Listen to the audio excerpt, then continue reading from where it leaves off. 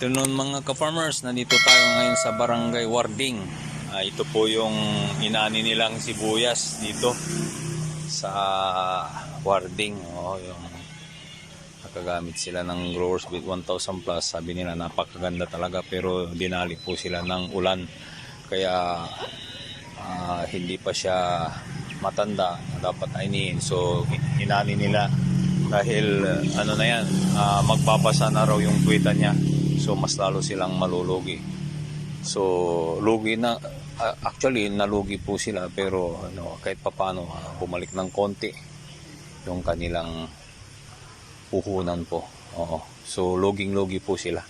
So ito po ang problema nila dito sa Bayambang ngayon. Talagang kumbaga napakasakit po yung pangyayari. Tingnan nyo po. Yan, puro namamasa po yan.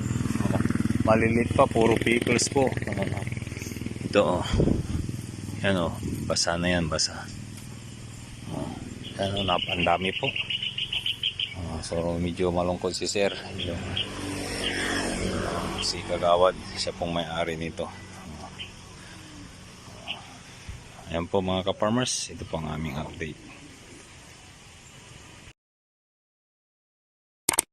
God bless the farmers of this land.